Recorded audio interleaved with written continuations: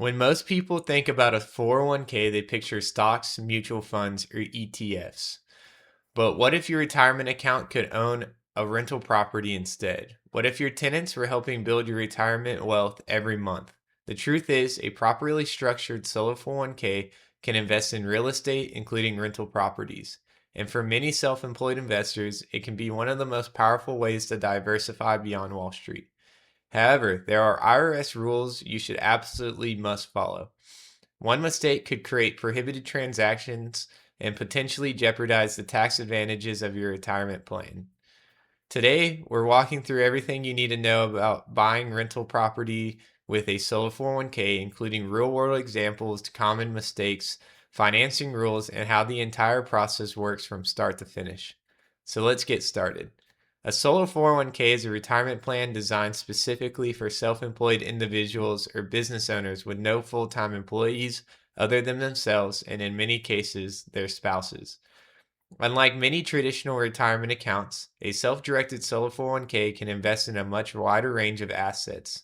These include residential real estate, commercial property, raw land, private lending, LLC interest, private companies, precious metals, and so on. The IRS doesn't publish a short list of what you can invest in. Instead, the IRS mainly tells you what you cannot invest in and with whom you cannot personally interact with. That's an important distinction. One of the most misconceptions is that you personally buy the property. That is incorrect. The retirement plan owns the investment. Think of your solo 401k as a completely separate financial entity. The title on the property is held by the retirement plan or its investment LLC, not by you personally. Any rental income belongs to the retirement account. Any appreciation belongs to the retirement account. Any future sales proceeds belong to the retirement account. Likewise, every expense associated with the property must also come from the retirement account. So here's an example. Sarah has a $240,000 inside her solo 401k. She wants to purchase a rental home for $180,000. Her solo 401k purchases the property. Monthly rent is $1,600. Those rental payments are deposited into the solo 401k bank account. When repairs are needed, the solo 401k pays for them. Sarah never deposits personal money into the property and never takes money out personally. Everything stays within the retirement plan. A solo 401k has tremendous flexibility when it comes to real estate investing. Depending on your investment strategy, your plan may purchase single family rental homes, vacation rentals, multifamily properties, office buildings, retail centers, industrial properties, warehouses, raw land, commercial developments. So the key question is whether the property type is allowed. The important question is whether the investments follow IRS rules. Everything starts with retirement funds. Your solo 401k uses its available cash to purchase the property. After the purchase, rent flows back into the retirement account. Repairs are paid by the retirement account. Property taxes are paid by the retirement account. Insurance is paid by the retirement account. Maintenance comes from the retirement funds. Nothing mixes with your personal finances. So here's an example. The purchase price for a building is $200,000. The annual rent is $24,000. Expenses, $7,000. The net income you get is $17,000. The entire $17,000 stays inside the retirement account. This surprises many investors. You cannot personally improve retirement-owned property through your own labor. Why? Because your labor creates value. That is considered providing a service to your retirement plan. Instead, contractors should perform renovations, repairs, remodeling, roofing, plumbing, electrical work, and all similar services. An example of this that is not allowed: you remodel the kitchen yourself, you install flooring yourself, you paint the property yourself. All those are not allowed. What is allowed is hiring licensed contractors. The solo 401k pays them directly. Even though the solo 401k owns the property, certain people cannot personally benefit it as well. These are known as disqualified persons. So you cannot live in the property, vacation in the property, rent it from your retirement plan, allow your children to live there, sell your property in the plan, sell your own property in the plan, buy property directly from your parents, lease it to your spouse. The investment must remain strictly for retirement purposes. Everything must occur at arm's length.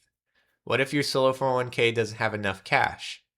Well, that's a good question. Financing may still be possible. However, traditional mortgages generally require your personal guarantee.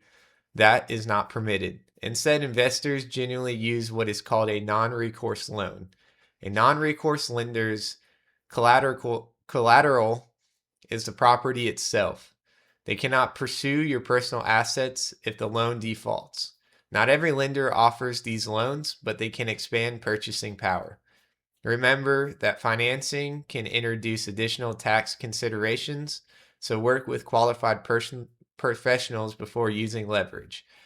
Here's a simplified overview.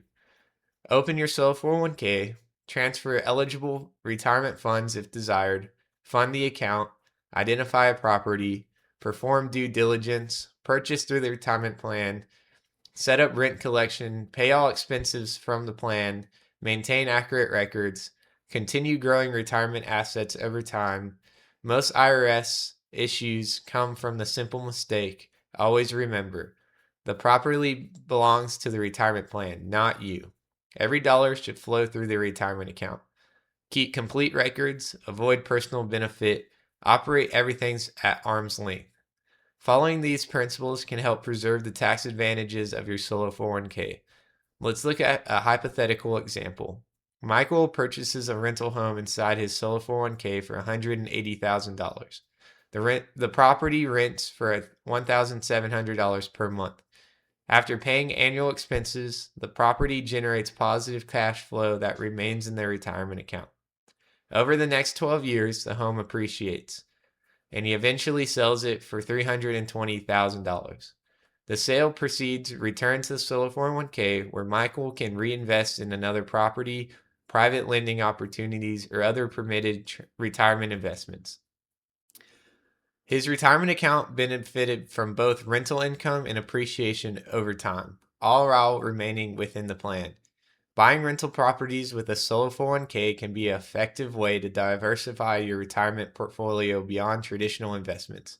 However, success depends on understanding the rules and keeping every transaction separate from your personal finances. If you're considering real estate investing through a solo 401k, planning and staying compliant with IRS requirements, it is just as important as finding the right property.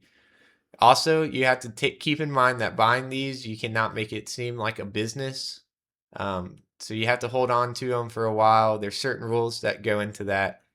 Doing more research on that and just making sure that you aren't buying and flipping properties where it looks like you're running a business is also something the IRS prohibits you from doing.